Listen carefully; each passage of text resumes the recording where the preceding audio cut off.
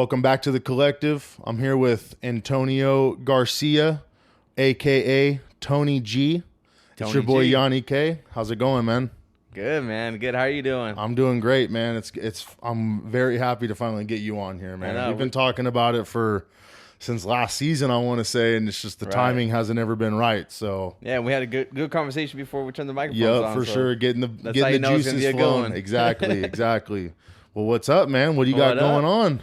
Man, I mean, everything's going on right now. Like, I mean, it's the season. It's what is it? Is it still March? It is still March. Yeah, it's like the 21st, I want to say. Yeah, I mean, those taxes are hitting right now. Nah, that is a good sign, man. That is for sure. Yeah, definitely. So, I heard you finally got into your own entrepreneurship with your shirts. How is that all going, man? Yeah. So I have taken the leap, and for the last 4 or 5 years, I've been doing shirts and custom apparel. I was temporarily with a screen printing company, but we just parted ways. It was just kind of like a mutual breakup, right? Like, like you're with the wrong person. Like if you know that you've been with somebody for a while and you're like, things ain't working out. You guys both feel it. It was kind of like that. We just kind of like separated, nice and respectfully bowed out, and just returned back to what I know to be something that I appreciate, especially as an artist myself, with the need of merchandise when I go to shows and sell it. For sure. It's like there's other businesses, other artists, other companies that need the same thing.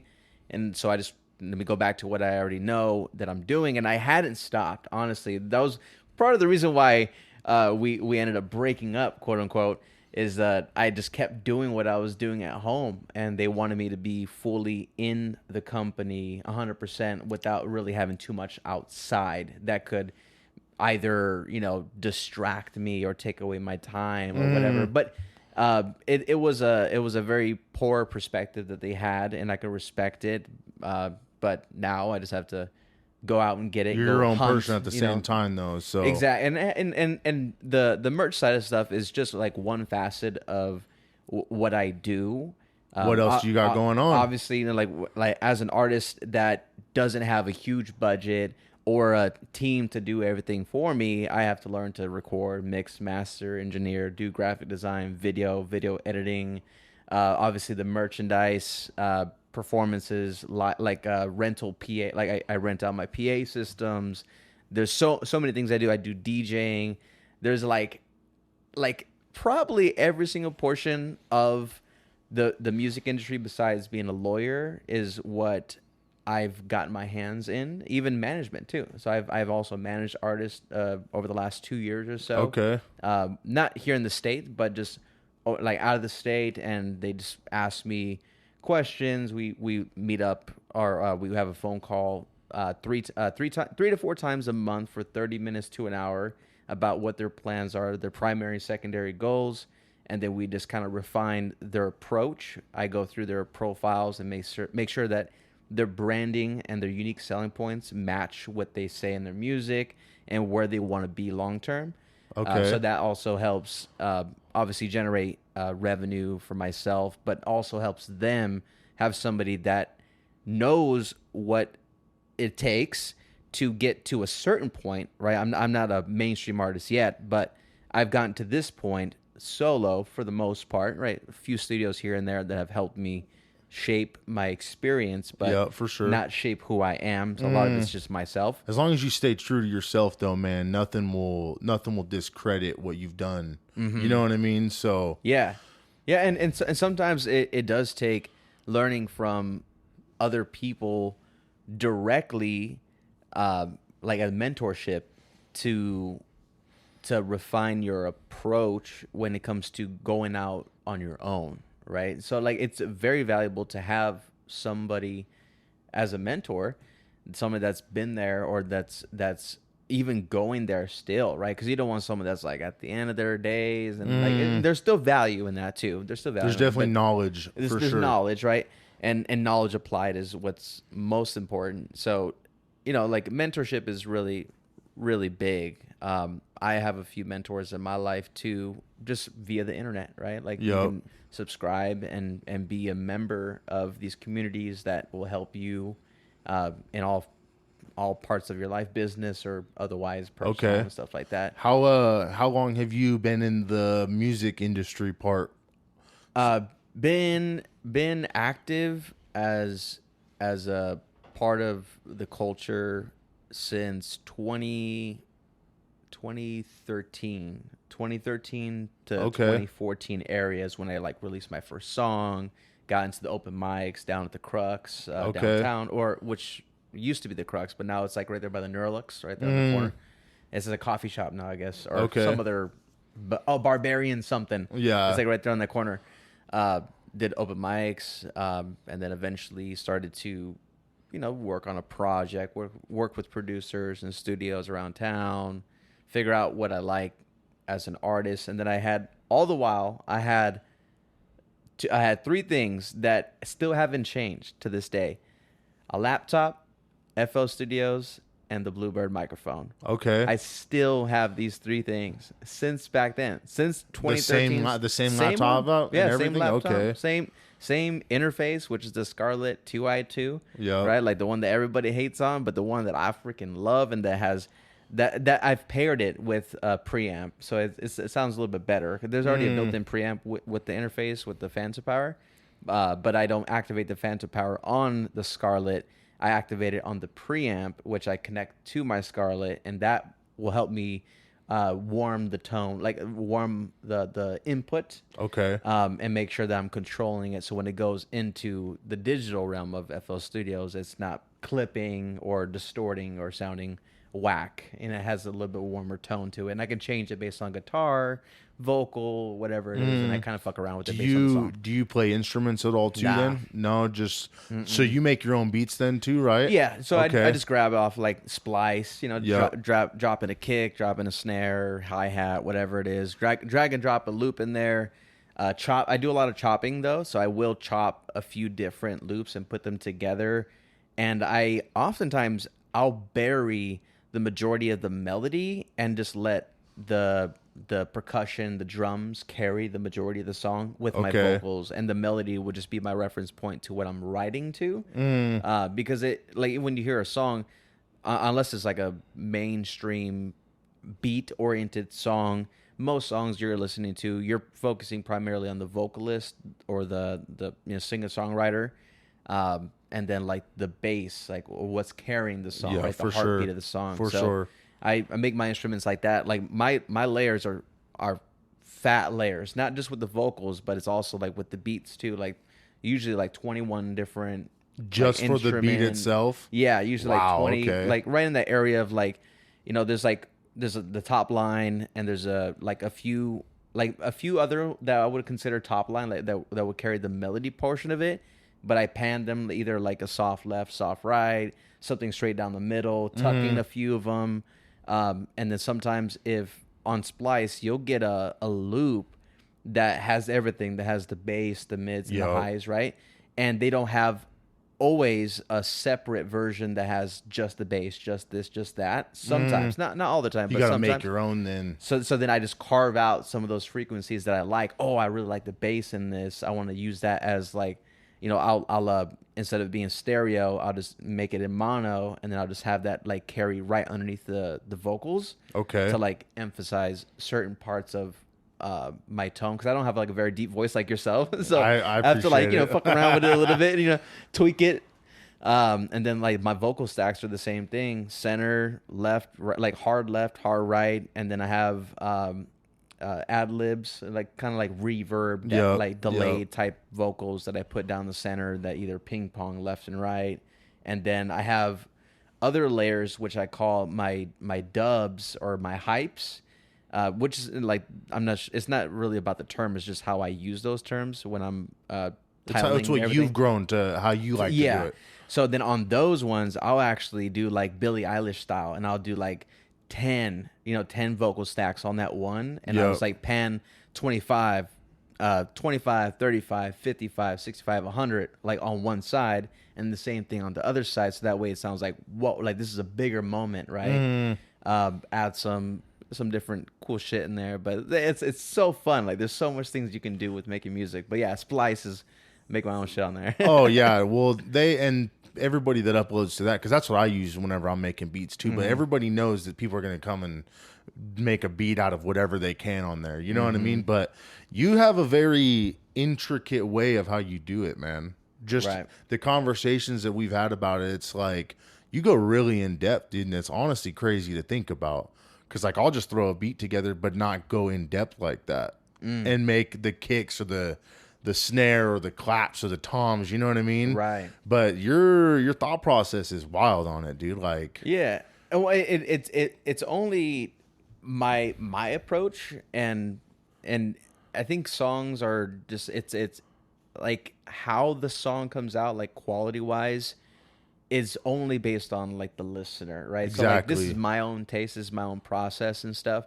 So when I'm going through and doing my due diligence and carving out certain frequencies and some stuff that's like unpleasant to the ear, for the consumer to listen to it over the long period of time, it's only based on what I've done in like YouTube University, right? Like just doing research of like how they've done it, but also apply, like how was it directly apply to what I'm doing? Because sometimes you go on YouTube and you'll listen to like busy work beats, or like freaking Simon, I forget his last name, but like dude is a freaking beast, Simon, whoever his name is, and all these different guys that do FL Studios tutorials and how to mix and master on your own with like stock plugins, right?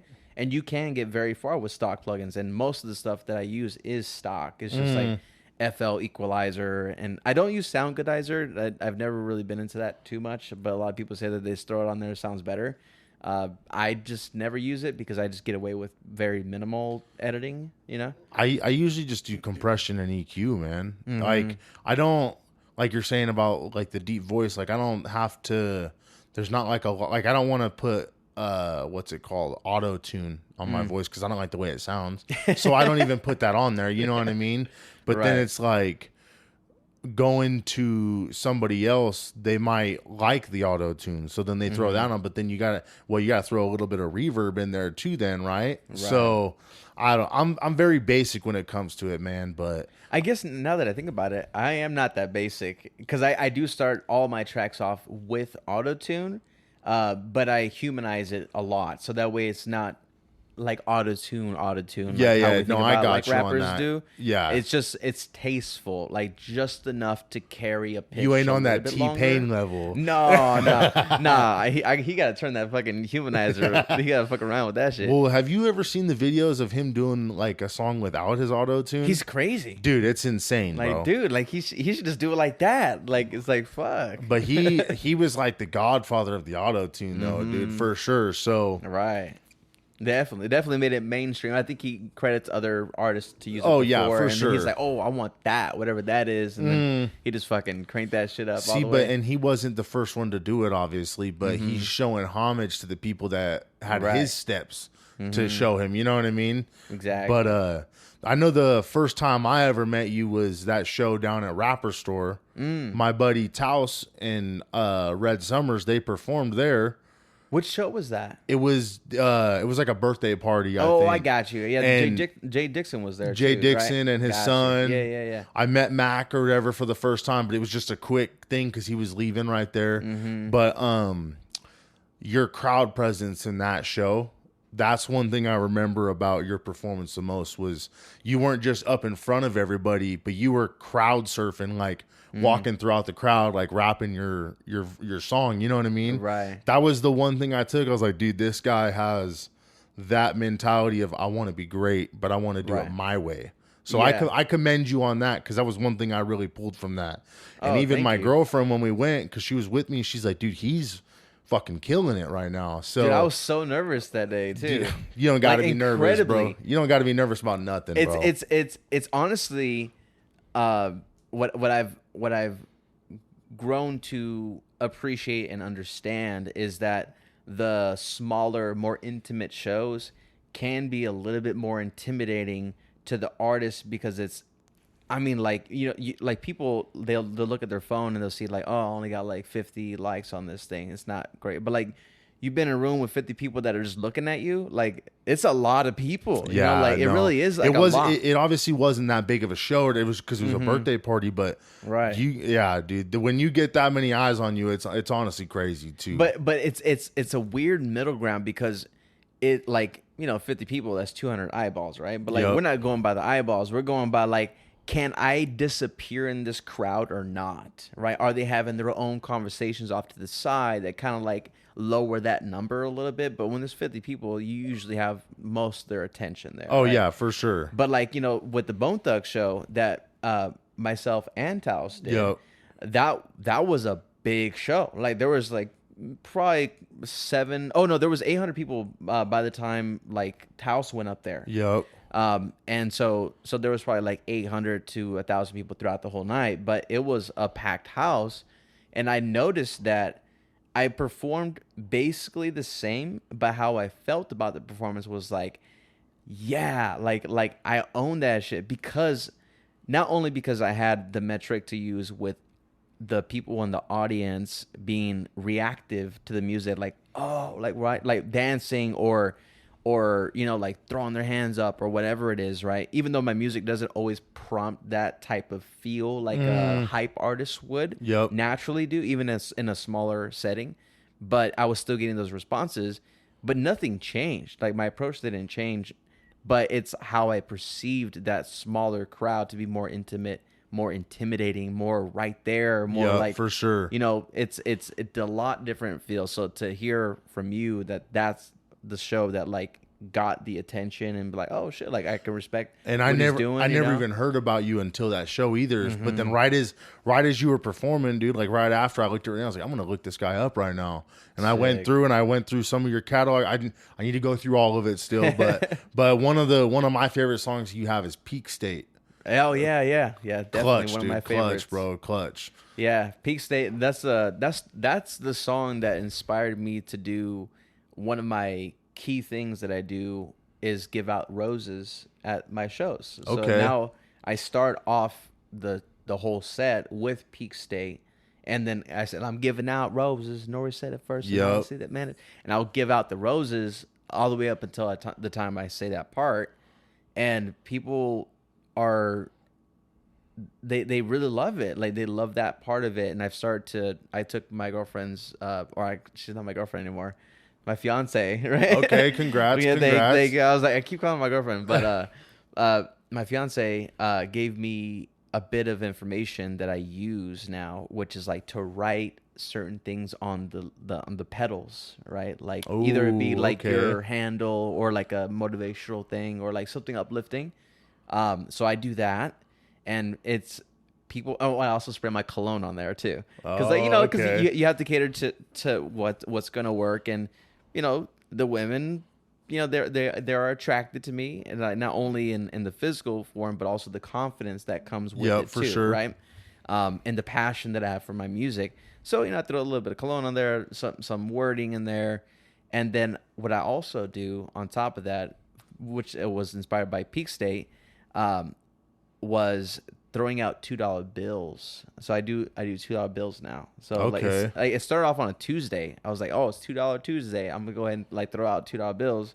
But now I just do that for the majority of my shows. I'll go down to the bank or order some like ahead of time because you have to like order them in. Yeah, I guess. for sure. And I'll get like $100 worth of $2 bills, like 50 of them, right? And then I'll put my business card on one side, like I'll staple it, and on the other side I'll sign it. So that way, when I throw them out there, it's one way for me to get an extra follower that knows where to find me, what services I provide. Yep. And also, it has, like, they can rip that off and then be like, oh, they have a $2 bill. Where did they get it from? And they say, oh, Tony G. Like, this is the date that I did it. And this is here's my signature, right? And a lot of people, the thought behind that is that not a lot of people will spend a $2 bill, especially if they don't have one already in their wallet. Yep. So they'll keep it for a longer period of time.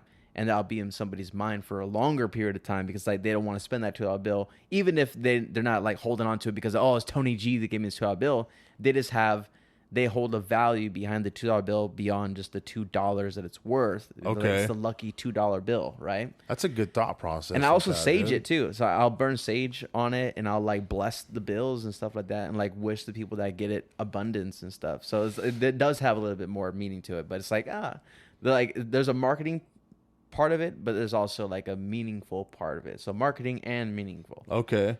Do you do all of this just like, I'm trying to think of, like, do you have like a business with it? Like, do you have like a LLC with it? Do you have like or do you just do it? No. So I don't have an LLC yet, but I'm going to have to get an LLC very soon because I'm starting to book venues and getting more people involved. Yep. And when there's people involved and there's equipment involved and stuff like that, there's more risk for injury and there's more of a liability, right? Yeah, so for I sure. am gonna have to do that just to limit my liability, right? Okay. Like LLC. Yeah. But right now I'm just rocking sole proprietorship. So anytime you sell anything, you are considered a sole proprietor. Like you are the owner operator. You just don't have that separation of your personal and your business stuff. So For sure. if you own a home under your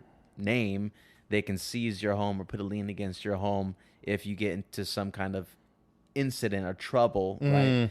Basically, think about limited liability corporation and an LLC as like your car insurance. Like you have this car, you have this asset, or I would consider it a liability, or kind of depends on the scenario, but you have this car and you have insurance on it. So if something happens, you get into a car accident or whatever, that insurance is going to cover a portion of that. It's going to separate your personal assets from the business side. Course, so I'm going to have to course. get an LLC, but right now it's just sole proprietorship. Okay, I got you. But it's because I haven't done anything crazy. It's like, oh, I got to go ahead and get myself an LLC. Yeah. I don't have that kind of character to me. Anyways. I got you. Yeah, I for sure. I don't think I'll need it, but just so I have it. I mean, I already do rock with so I do have a business checking and savings account.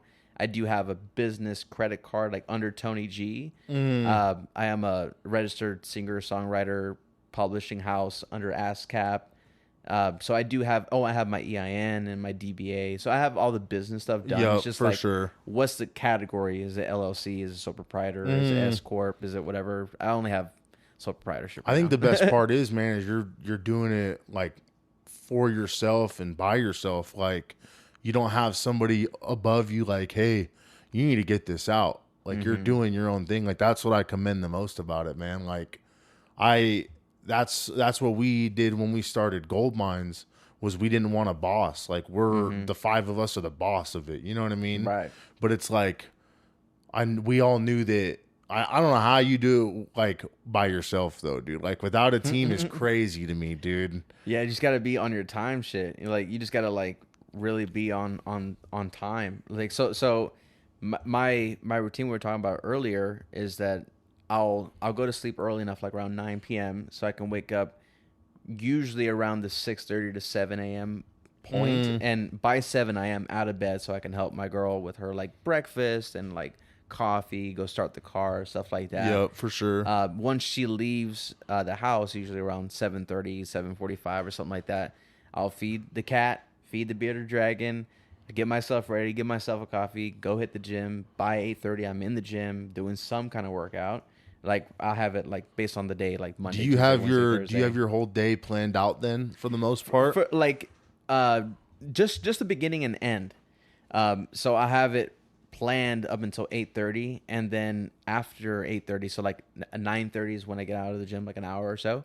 So between 9:30 and 7, it's kind of like whatever I need to get done that day. Like so, like right now we have 12 p.m. is when I was here, or like 12:05, 12. Yeah, 12:07, a little honestly. bit late, but we're not counting it. We're not gonna knock it. Like time, I can't manage everything. Right? I can't manage the red lights. Yeah, no, you're good, man. But certain things I'll plan throughout the day. Depending on the week, and obviously with Merch Mondays, and so there's the filming process of it. There's ordering the shirts. There's ordering the materials. There's obviously the filming, editing portion of it. There's the outreach stuff, so reaching out to people, to clients. Checking my ads, like my ad spend, is it going well? Is there like a lot of clicks per view, or do I have to adjust my approach? Do I have to pull the budget off that, pour into something else? Mm-hmm. Do I have to work on a song that day? Like, do I have to finish a song that day? Essentially, is what I'm saying. Or do I just go ahead and just jump onto FL Studios and try to see if I can create something right there in that moment? Not expecting anything, but just like, hey, I'm gonna show up for myself. Give that. Even give yourself like an hour or something. Yeah, If it doesn't happen, then all right, let me step pull away. it away. Go eat some food real quick. Yep. Just go upstairs, make some food, come downstairs, and then up until 7 p.m. is when I finish the business stuff, and then I'll go spend the dinner with my girlfriend between 7 and 8. And then at 8 we stretch. At 8:30 we go on a nightly walk, and then come back at 9, usually 9:10, and then go to sleep at 9 by 9:30, and then Okay. So it's like the middle of the day is like Kind of random. hectic. Okay. Like you gotta like cram shit, but like the beginning and the end is where I slowly get myself ready for the day, and then I slowly wind down at the end of the night, so that way I'm not worried about the business stuff. Because sometimes before I had this more dialed in routine for the end of my night, I would wake up in the middle of the night like randomly, like kind of like like when you're about to pass out and you're like kind of jolt because you're like, oh shit, like you're about to pass out, but you maybe weren't breathing enough that in that moment, right? Or something like that, right? You think you're falling or some shit. I would have that, and I would realize that like even though I wasn't stressing on the inside or the outside, there was something that was on my mind, and it still happens to this day. Like I'm still like constantly thinking about creative stuff, and like, oh shit, I gotta like, should I reach out to that customer? Should I do this? Because I'm getting hit up all day long on not just on the personal side, like my friends, but also like business and quotes and things like that, or like ideas that like, oh shit, I should do that. Like, let me write that down. And I don't neglect those moments. Those are like blessings when I get that. So will roll off to the side, write it down real quick. But I try to allow those thoughts that usually happen at the end of the night when your mind is the most still, to happen during the daytime, so that when I have the energy and the time to do it, instead of being you can be right on top of it, right? I can just do it right then, instead of like, shit, let me go ahead and like, because like, I mean, I'll look at my notes, and like the one I wrote down yesterday was for a business that I'm looking to partner with, and I have written down here about like a creative way that we can work out a non-compete agreement if it was to ever come to that. Like if we ever needed to sign a non-compete, how can I form a non-compete that works in my favor and in theirs? So if like, say for example, the non-compete would be like, you can't do this type of business for the next 3 or 4 years in this radius. Well, how can I make sure that I'm not shooting myself in the foot by signing that? And how can I have a creative pitch to it? So, okay, so then if I can't do that in that area, like if this is an exclusive thing for the next few years, then I need you to guarantee me a form of revenue for for that time period that you can't do that. Exactly. Okay. So like that way it's not I sign it and then tomorrow it's like we're out of business. Yeah. It's like nah, like I gotta guarantee that every aspect that I can dive into is gonna be secured for that time period. So I mean I write down random ideas at the end of the night, and it does work. But it's like I'd much rather have those in the middle of the day so I can do that shit. For sure. What other than just like making shirts and whatnot, what else do you create, like merch wise? Like I know I've hit you up about like a lanyard or whatever, because I wear a lanyard at work, but like what else can you make? Like, so at the house I can make anything. Like, I can print on, jackets, hoodies, pants, denim, like jeans, socks, stuff like that. Right? Okay. I can do all the apparel based stuff.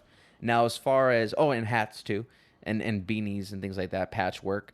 But when it comes to things like lanyards and, pens and stickers and stuff like that, I just outsource that service just because I don't have the machinery to like print, because that's like sublimation, or it's like cut and dye, like kiss cut stuff, for stickers or whatever it is. Yep.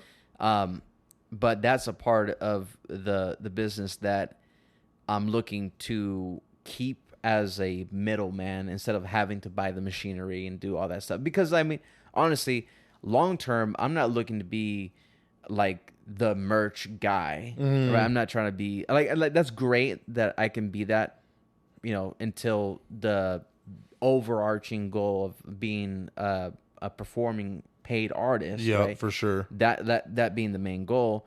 It's great that I have that until then, but it's I don't want to have to like dive into like buying the machinery and stuff like that. I realized that with working with the last company that I was with, is that it does take a lot of money, like a lot of money to even just get the momentum built up and to have your quality there, right? And I mean, because the machinery is not what produces the quality; it's the technique in like when you couple it with the machinery and the technique that makes the quality there.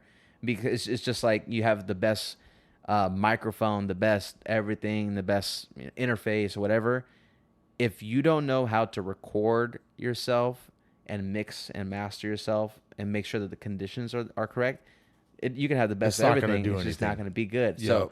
So for me, I'm at the point in my life where I don't want to focus on the things that I'm good at. I want to focus on the things that I'm naturally great at instead of trying to be great at what I'm good. Like I don't want to waste time in the things that I'm good at that could potentially be great. I want to go with where I'm naturally great at and then just keep building on that. I mean, because all the other things, obviously I'm not going to let things fall by the wayside. Like I'm not going to neglect, like just because I'm a great salesman or a great likable person, I'm not going to let my fitness fall off to the wayside because I'm good at it. Like, no, I'm still going to improve these things, but the things that I'm focusing on the most that are going to create generational wealth is only going to come from the things that I'm great at, not from the things that I'm good at. I mean, because I may not be, and who knows what it is, right? Like, who knows what that's going to be? I don't know what that is yet. I know what has worked so far, but it's nowhere near where I need to be, or where you want to be, or where I want to be. Yep. So it may not even be the music, but the music has been my North Star. That's given me purpose. That's given me drive, determination, desire, passion to follow through with something. And through the music, I've learned those valuable traits that I can apply anywhere. But I'm never going to give up on the music just for $1. Like I always got to go after the dream over the dollar. So like I know that's where it's going to be. It's just I don't know in what capacity. It could be the artist, it could be the producer, it could be the engineer, it could be the manager, it could be anything in that realm. As long as I'm there and I'm happy, that's all that matters. But at least I'm going for the big pot of gold, right? I'm going for the top of the top. So that's my North Star. And like they say, like with anything, like you aim higher than where you're going for. So I'm always going to aim for the highest thing. And if it happens, great. If it doesn't, I doubt it. It's not going to happen. But like, if it doesn't, then whatever. I'm not tripping on it. Because like that's not at the end of the line, I guess. If that wasn't my destiny, it wasn't my destiny. I'm not going to fight the universe on it. I'm not going to fight that. But I'm going to try for it though. I'm going to try for that shit. Every single day. Every time I can, right? Might as well. I'm not creative every day. I'm not making music every day. Sometimes you got to take a step away and just relax, play some games or something, or relax. Do whatever. Yep, I got you on that. I do have a PS4 now, finally. Finally? Oh my dude. Gosh. You're about a system behind, almost like two systems behind, dude. Like, man, I was rocking on the PS3 for a while. And oh my gosh. I just barely got the PS4. But that's just because what are you playing on it? Just Call of Duty. I'm just a COD guy. I just like to go in there, shoot shit up. This guy. Gaming is one of those things, man. Like we've talked about it a lot on our other episodes, dude. But gaming is one thing that really brings a lot of people together. But it also creates a lot of hate between people. Mm-hmm. Like the monopoly. Oh gosh! But the communities, like, they really will dictate how a game will go, depending on like what mood they're in for that day. Mm-hmm. You know what I mean? So I'm not the biggest COD fan no more. No, like I used to play a lot back, like Black Ops 2, Modern Warfare 3 days, but now, dude, everybody's a pro gamer on there. I get home from work. I get home from work or whatever, and then I get on, and then I'm just even more mad, so I just turn it off. Right. So it's like I go on there to decompress. You gotta turn the bots on, bro. Just go in there, play the game, turn on the bots, put them on like novice or whatever. The easy one. Like, yeah, I'm killing it, dude. I'm killing that shit. No scope in it. So, what is like your home life like growing up and whatnot? Why don't you dive into that a little bit? Let the world know who Tony G is as a nice youngin'. Well, I mean, home life, from what I can remember, it just was very, very fun and very all over the place. You got siblings chaotic. At all? Yeah. I have one older sister and a younger brother. Okay. The middle child. I'm same way with it. So so we're the person that like can have some fun, but also have to like be the bigger brother. Yeah, exactly. You have to so it's a little bit of both. So it was fun. It was heartbreaking. It was terrifying. It was like eventful. It was enjoyable. It was all those things, right? So growing up in East LA, right there where Blood In Blood Out was filmed, right? Yep. Right, literally like less than a mile from El Pino. So you're from California too. I'm from Modesto. Oh, really? I moved there. I moved there when I was 4 years old. Jeez. So I don't really know about. Is California. That the 209 or the 207? I'm not sure. I've been here since I was 4 years old. Oh, okay, so okay, I got you. I've been here 21 years now. So yeah. It's very different. Obviously, you're like, how old are you? I guess, based on Earth terms, I guess I just turned 31. Oh, okay. So you're not that much older than me then. Okay. Yeah. I thought you were a few years old. I feel like 25, 26. Okay, though, honestly, I got you. I got you. I always get that. Oh, you look 25, 26. I'm just going to keep that. Yeah, I have some gray hairs keep that energy. Whatever. So back East LA, where? Yeah.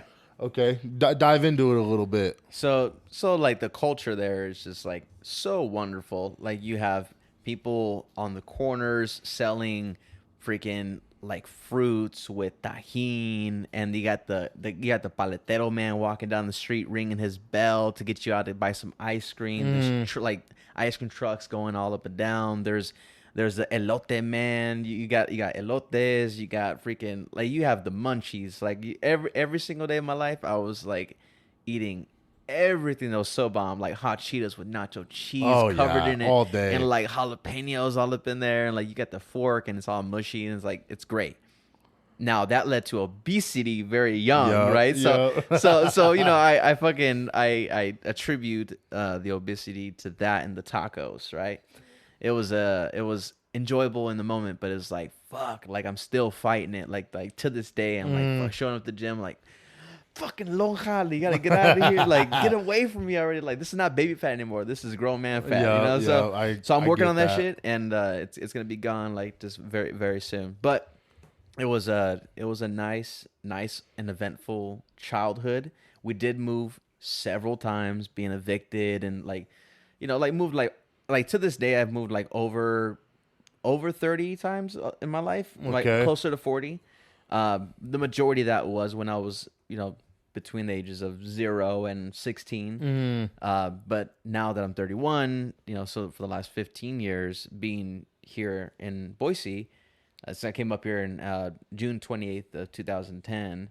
So I've been here for a while, almost 15 years, I guess. Yeah, almost. What do you like?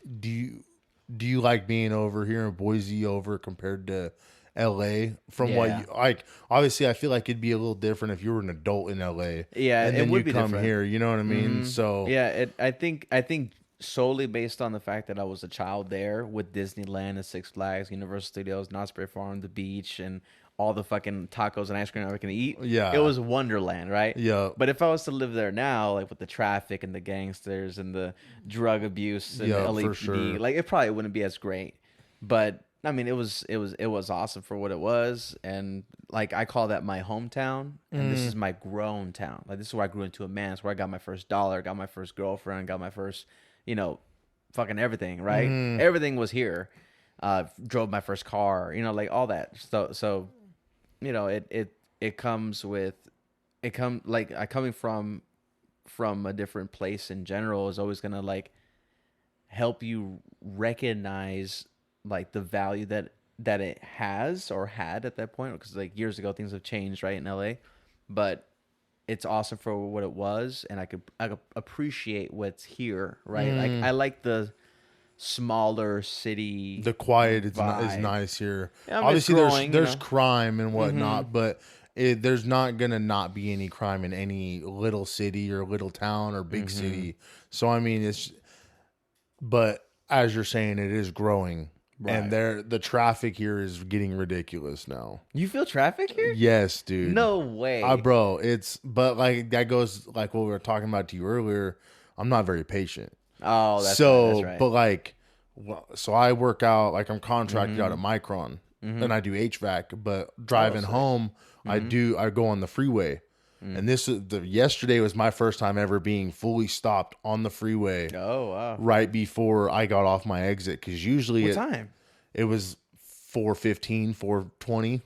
Oh, PM? Yes. Oh, wow. And usually it's right after Orchard that it's starting to get fully stopped. Right. So yesterday I texted our group chat. I was like, this is what you guys have to deal with every day? Because everybody that I work with lives in Meridian, Nampa, Caldwell. So they're having to go through all the traffic. But it's like I experienced it one day compared to these guys experience it every day. You know what I mean? But that just goes, the city's growing, but I think it's growing in a good way for the most part. So like we were talking about the music industry side of it. It's like we're getting more creative minds that are coming to the valley kind of thing. You know what I mean? So I don't know, man. And there's already creative people that are here. Exactly. Yeah, no, for sure. There's so much talent here that's I mean, I'm not sure where they're from, but like just to name a few that I don't know where they're from at all is Wins, Madison Prove, there's Taos, there's Kid K, there's Spencer Bolio, there's Curtis Hoppy. There's so many, like there's like Soup One, Ace Flow, like there's so many talented people here. I'm not sure where they're from originally, but it's like they might have been here already, and I'm just like another person that's part of that. Yup. And I've grown with the majority of the people that I've listed. I've grown with them here in the scene, and I've taken from them, like a great artist steals, right? So I've taken some ideas from people and fucking made it my own and revamped it and made it unique to myself. They've done the same. I've seen people take certain concepts and run with it, and it's like I love that. I love that we can be a part of a culture and a community that pours in as much as they can, because everybody's trying to make it. Everybody's trying to make something, right? Yep. Whether they're trying to make $1 or $1 million, like they're still trying to make something, whether it be monetarily or just status or something. Usually in those two fields, is usually either status or money or both, a combination of both that people want to make to provide for their. The motive is different though. Like they might want to provide for their family, or they might go get fucked up with hookers and blow, right? Yeah, so for the sure, motive is for different, sure. but like it's usually the status or the monetary stuff. But it's great. It's, like you gotta The synergy is like. the synergy is definitely there with people wanting to help each other, but then I also see the resent where people want to just do it their own way and not help somebody else. You know what I mean? It's very ass backwards system that like people need to just sit down and be like, do I want to help the person next to me, or do I want to tear that person down? Right. You know what I mean? So that's just what I've noticed in the whole scene with Boise lately. So and I think that approach, like the first thing that comes to my mind with that approach is that you having that mannerism or that type of behavior towards somebody else, like, oh, I'm gonna tear them down type of thing, instead of building them up, in the long term you will fail, and you will fail alone, and you won't have anybody there to pick you up because you poisoned your entire community. They resent you now, right? Like you can, like they say, if you go alone, you go fast. If you go together, you go further. So with that approach in mind, it's like, why would you ever want to tear somebody else down instead of trying to build somebody else up? Why? Because you're scared they're gonna make it before you do. Yeah, Like exactly. then that means you better step the fuck up. Then you Exactly. better start working harder. Like, so what? So what if they make some motion? Oh, they didn't credit you on that? Who cares? Do better. That's it. Yeah. Like maybe they got something you don't. Oh, they took your idea and they did something better with it. So what? Make a new idea. It's Do not something like, better than what they did. or just better than what you're doing. But what you could do. Yeah, Yeah. exactly. Yeah. You know, so I have no problem like just giving it out. Like even just in the small amount of time that I've been talking here right now, it's like there's gems in there that people can be taking. I don't care. It's mine to give. You know, like when I was having it's kind of like it's interesting that I say that it's mine to give.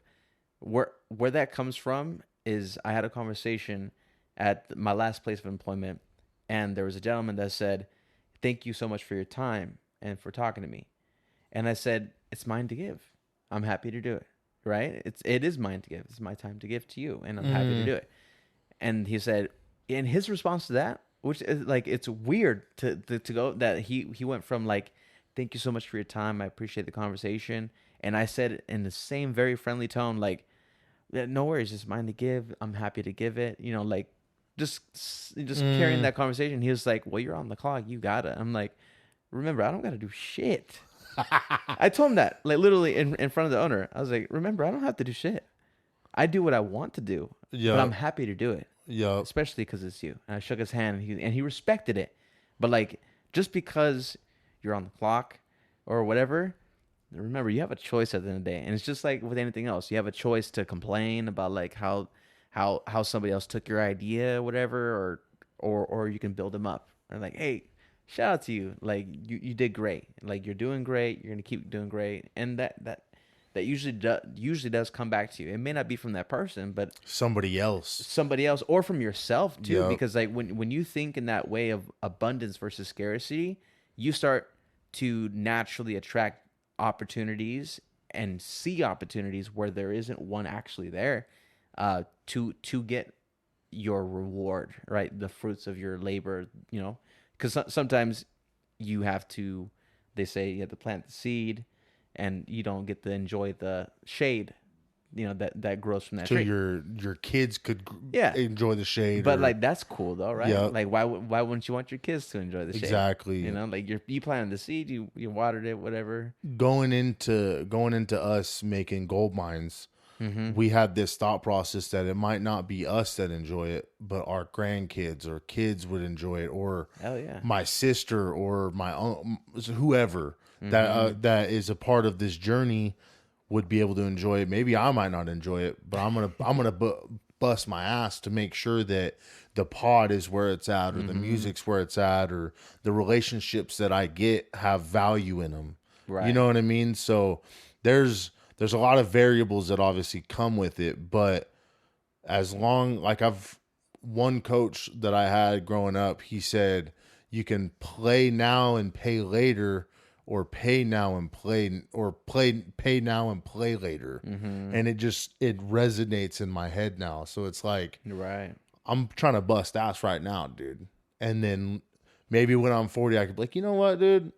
I don't have to worry about nothing. I can wake up and do whatever I want to do. So Right. there's a lot of variables though, for sure, man. Yeah, and it is interesting that you say that, because sometimes I'll look back at other interviews that I've done or songs that I've created that at the time, you know, they were great, you know, and like I felt great about them and stuff. But then you look back and sometimes you cringe at those like Snapchat histories, or like your memories on sure. Facebook. It's like you have this like this gut feeling of like, damn, like why was I doing that? Like I'm like so stupid. But it's like you grow from that. You grow from you don't like you grow from going through something, but you also grow from that like cringeness. Like if I am aware that I cringe at what I've used used to do, I may not do that again. Mm-hmm. You know, like, so I'm growing from that incident of like, that was a cringy. Let me not do that again. Yeah, for I've sure. noticed in myself that I will say like a lot. Right a Okay. lot. And in the moment of saying it, it sounds so passionate. But when I hear it back, like, dude, you sound like a fucking retard. Like, why are you saying like so much? Yeah. Like use it. Like, I just said it right now. Yeah. Use a different word, or don't say anything in that part. Mm. Just say what's next instead of saying like. And that's something that I am focusing on in my approach when I'm speaking. Okay. Instead of like saying Yeah. something else. Another question that I was gonna have for you, because I got my dad on for an interview for my first one doing it. I guess you really can't call an interview because I'm It terribly, was an interview. Yeah, but one question that I had for him was, and the last interview I did is, who do you think your hero is in your life? Mm-hmm. Oh, what did he say? Yeah, like who do you think your hero is in your life? I thought you were gonna tell me what No, his hero was. no, your hero. Like, My hero? My hero when? just your hero in life. Like, who is someone that you can look up to and be like, damn, that's my hero in life. Shit, dude, I don't know. I don't know if I have somebody that I look up to like that in that fashion.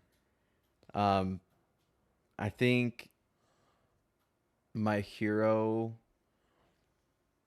I've had heroes in my life. Or even a mentor or something. Somebody that has pushed you to your limit and even past your limit.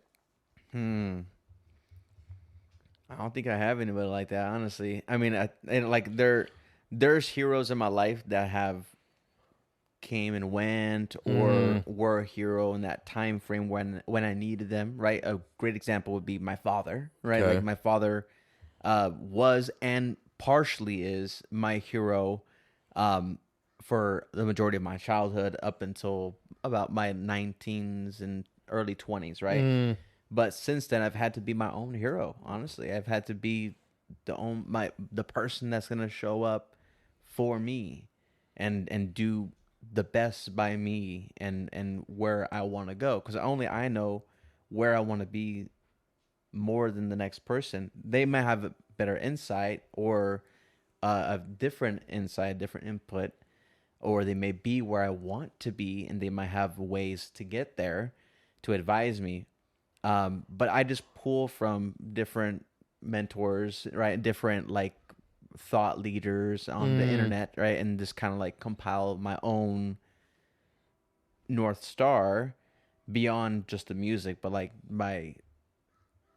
the North Star that works in tandem with the music. But it always reverts back to who I'm going to be or who I am in the process. Okay. It's just me. I think. No, I got you. My hero is me. You know, Okay. Like my truest hero is going to be God or the universe or the good in things, right? Though, like whatever that is, whether it's God, Jesus, the Lord, like Allah, whatever the truest name of whatever that is, that's my truest hero. Then besides that, it's me, and then it's like my father, and then like Okay. Stuff. Like Everybody's that, got a different mother. interpretation about it. I wanted that's one question I'm trying to get down to ask everybody that I interview to see what their response would be. You know what I mean? On the topic of music again, we've talked about it on the collective enough, but top 5 rappers of all time to you. Your personal list, not top 5 sales of all time, or your Just like top 5. Top 5 people that I enjoy that you fuck to with the listen most. to. Yep. Yeah. You doesn't have to be in any order either. Yeah. I'd say like an easy call would be J. Cole, La Russell, Russ, Drake, and let's see, Mike, formerly known as Mike Stud. So those 5, and I'll let you know why. So the first one, like just like in not in any specific order, Russ, I would say I kind of look like Russ too. I kind of with the hair, right? He inspires that shit. What I like about him the most is the music that I can consume that is inspirational in a lot of ways. Not every single song is inspirational, but like a lot of the songs are inspirational. Get it your own, do it yourself, type of thing. Go out and get it. Like, produce, mix, master, engineer, written. Like, he does all of it by like, himself too. I be doing that shit too. So Yeah, like, exactly. I resonate with it. I fuck with it. And independent, right? Preaching independence. Another person on that same wavelength is La Russell, which is a more recent artist from the Bay Area, from Vallejo.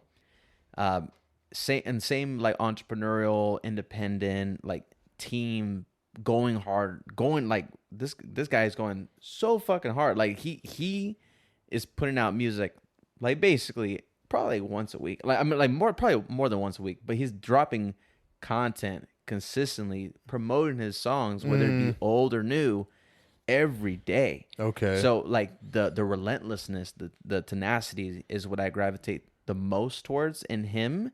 And obviously he does merch and all this stuff like that too. And a little bit, not like a super small amount of it, but like another portion that I like about him is obviously the music itself. But it's more so of like, I fuck with that guy as a person, as a human, right? J. Cole would be solely based on the music and obviously the person that he is, but the music, I just fuck with the music heavily. He's one of the goats, dude. Yeah, I just love his pen game is crazy. Drake, I admire for not only whether it's his pen game or somebody else's pen game or both of them together, but that shit's dope. Like it sounds good in my ear. Like it really does. Like it's enjoyable to listen to. Some of it might be corny, whatever, but like I'm not gonna allow any outside perspective to change my perspective. Dictate of how like you listen to how it. I listen to it. It's like it's enjoyable. I can listen to it and I can fuck with it. It's dope. But also beyond that, the style, like how he like maybe his stylist does it for him, but like he just looks very well put together, right? Like aesthetically, like pleasing to the eye. Like, Okay. oh, I like his look. That's dope. Maybe I can pull some pieces from that, for my future when I have a bigger budget. How I want to curate my look and my approach to things.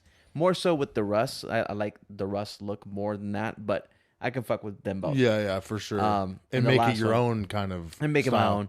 And the last one, Mike Stud, or Mike now, I guess it used to be Mike Stud. I like his music too. It is very similar to like a Russ Drake mixture, like about like positivity, but it's also like on some pop, like kind of like a Post Malone-ish type style of rap.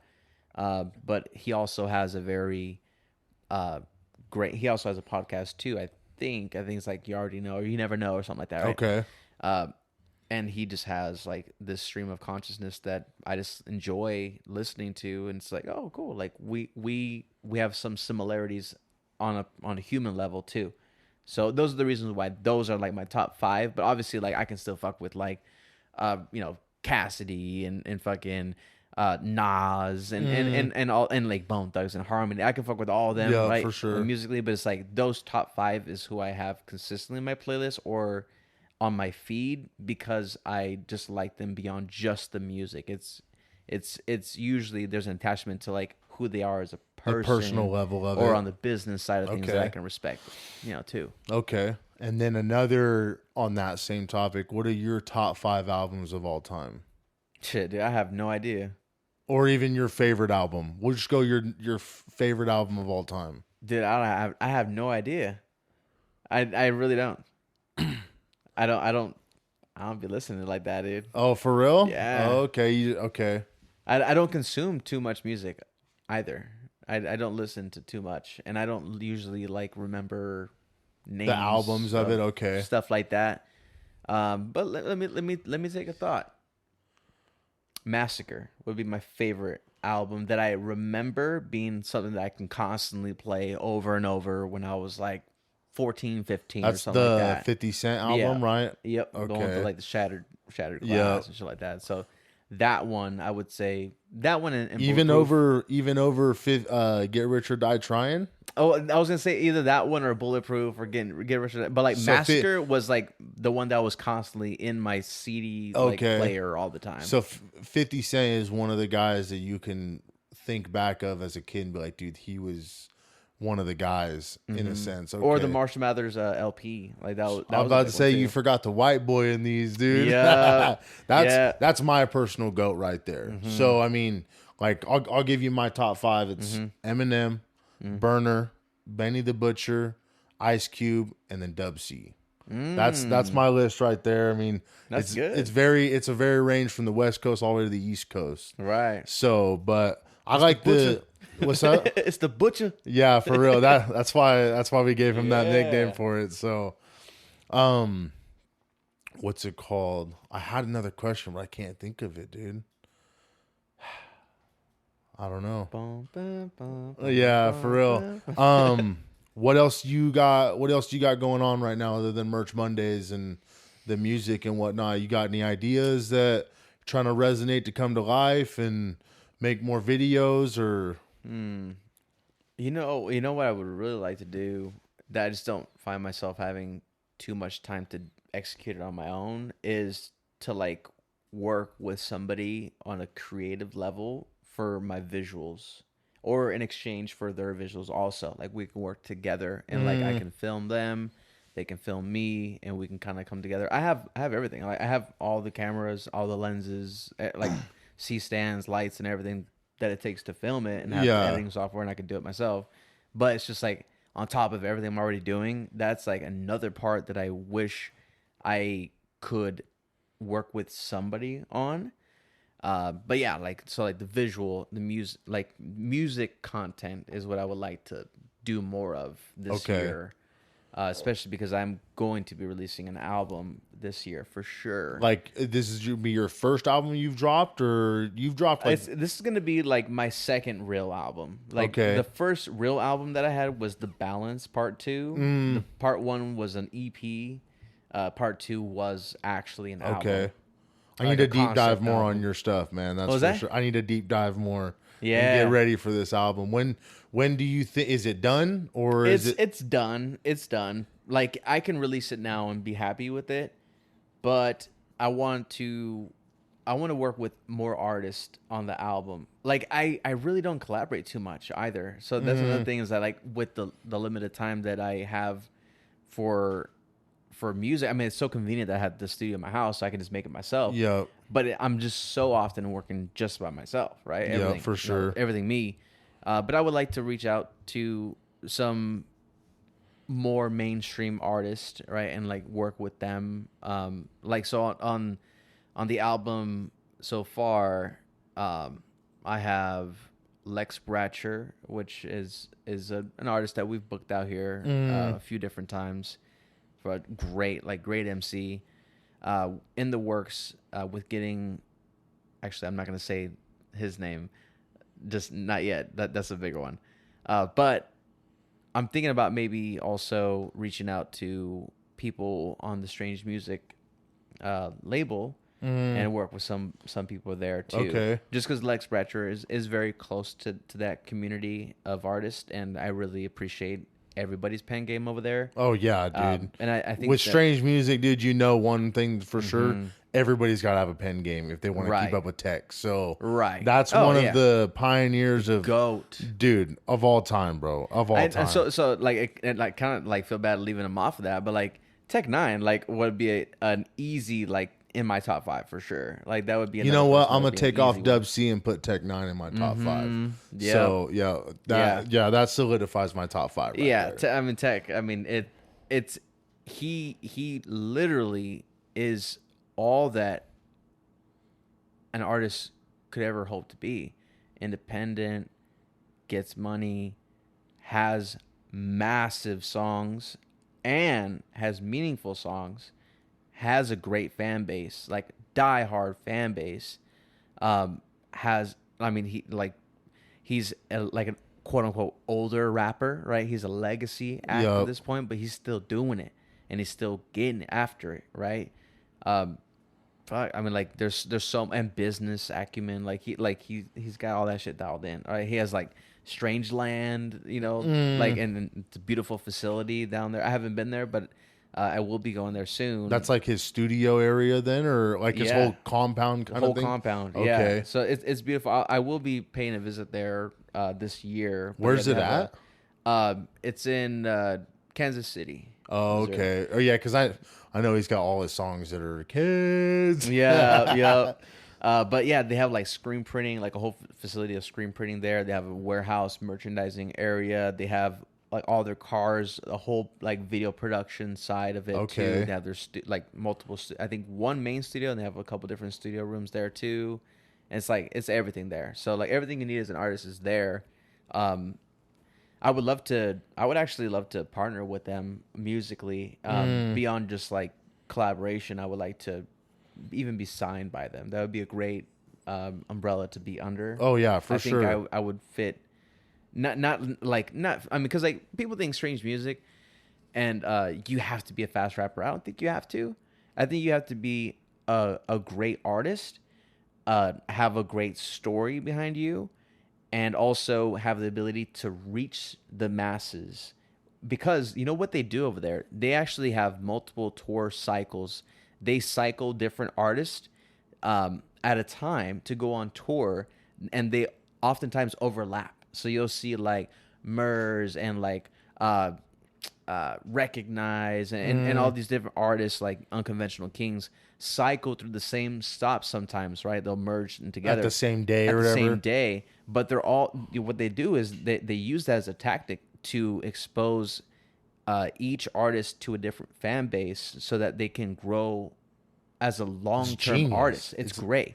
So I would love to be a part of that system, because I know that my approach now has already created uh, like forever fans, right? Like people that are not just fan. I don't really like the word fan, but like let's just say fans because everybody knows what that is, right? So like a forever supporter, somebody that like fucks with me as a person and as an artist too. And I think I would be perfect like as an artist under their umbrella for sure. That's what's I up. can definitely The amount be a of change. people that he's put on too is honestly crazy. Because where did he start? He didn't start with Strange Music right away. He was under something else, right? I Or don't know was too he much about his independent all the history. way through? I think he was potentially with another like label of some sort, and then they had like a falling out, and then uh, Travis and him like partnered up. Travis like put up Yeah. money and stuff like that and made it kind of happen, and then they kind of like went 50-50 type of partners. It's like the And general now story. he doesn't really go on tour that much no more, huh? I don't think so, but I mean he does shit though. I mean like he be doing it. I remember a few years ago he came to the Revolution House, and I went to that show, and dude, he rocked the stage, dude. Like, I think he was there like an extra hour and a half, 2 hours. Like, he's like, yeah, they're trying to get me off stage, but fuck them. I'm gonna keep performing. We're gonna go to the light squad. It's like, dude, keep rocking, but I gotta work tomorrow. So, Right. but I'm not gonna stop. I'm not gonna miss out on any of the show. You know what I mean? But the mindset that the mindset that you have definitely does go in line with what he has going on. I want to see it happen for you in my own eyes is Yeah. good for you. You know what I I mean? see it as obtainable, not because uh, I think I'm like this hot shit or whatever. I just feel like I can add value to the business, and I'm a great performer, and I have potential in uh, making music for the mainstream. I know I can do that. It's just not. It hasn't been in my wellhouse. You know, like my For wheelhouse. I sure. guess is the right word. So far, but I can do it. Yep. I know anything's possible. So, I feel like that would be someone for sure that I've given a lot of thought of like who I would love to be working with.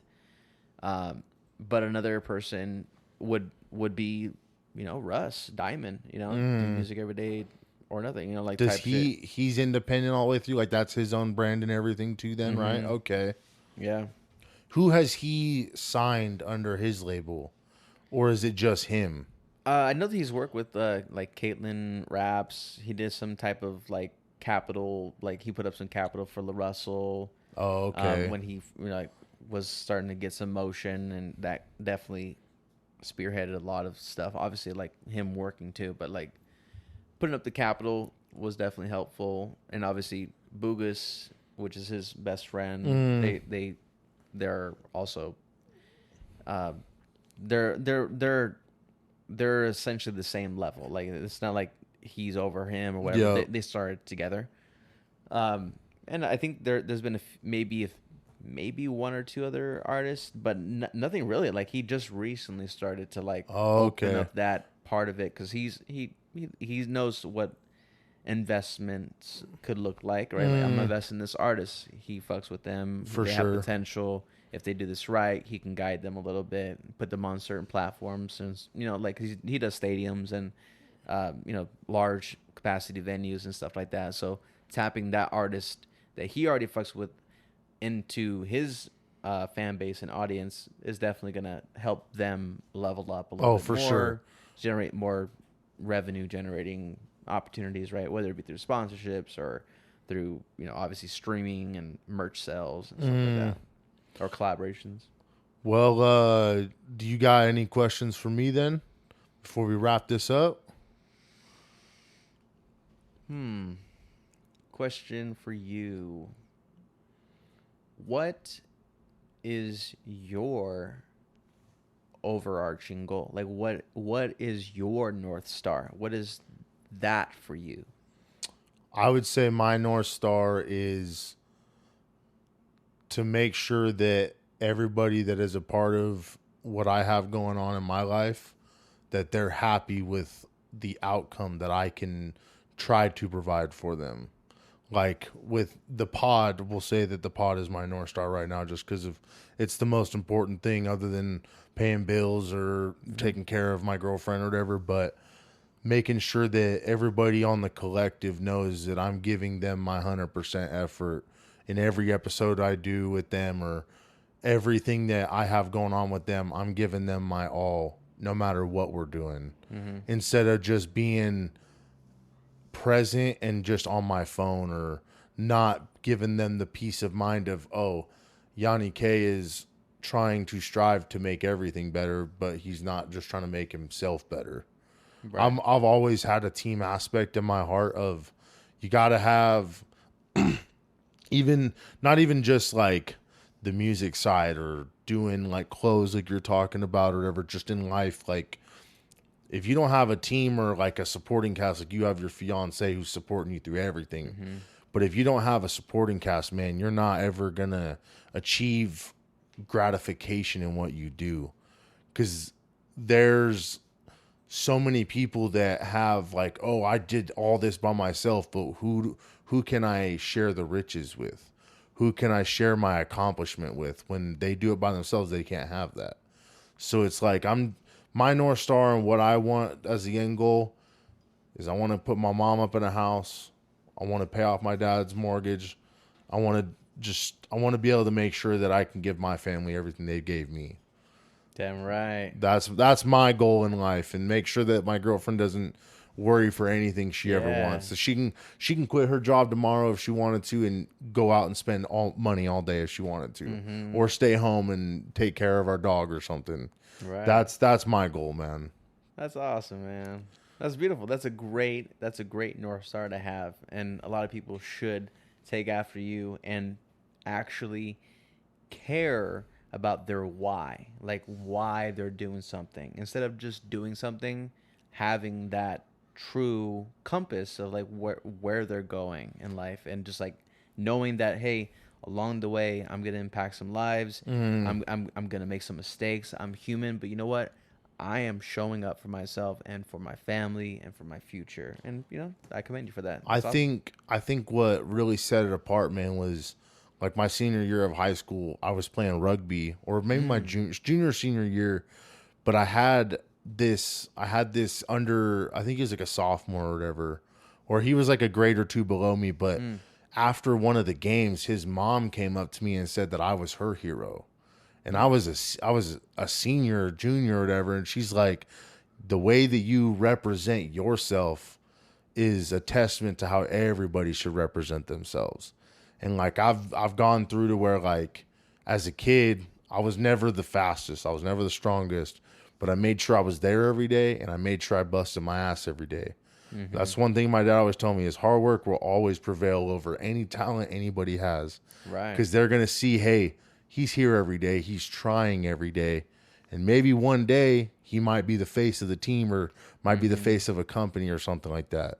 Yeah, But I I'm can not see that. I'm not even worried about being the head of everything. Like even if like I have the crown or whatever, I still want to be behind the scenes. I don't want everybody thinking, "Oh, Gold Mines is Yanni K." Nah, Yanni K is Gold Mines. That's my thought process with it. So It's wonderful. I appreciate it, man. I Thank you for appreciate having you. me, man. Appreciate you letting me interview you. I know, like I said, we've talked about doing this for a while now. Yeah. There's some collective merch that my friend here has made for us.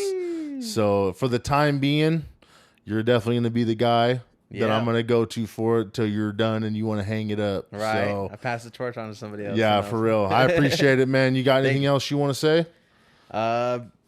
Show June 25th, King ISO at the Social Heritage Club. Merch, obviously, always dropping every month. Hit me up. I got the Gem State merch, Build Different in the Gem State, and album on the way to be announced. Okay. Well, that was the collective. Appreciate you being on, man. Yeah. Cue the outro. Peace. Cup full of something that'll knock you on your ass. Got the quarter wrap like I'm boasting with the sack. Got cheddar on my head when I touch down with the pack. Finna hit you like the bus, and I'm about to steal it back. Yeah.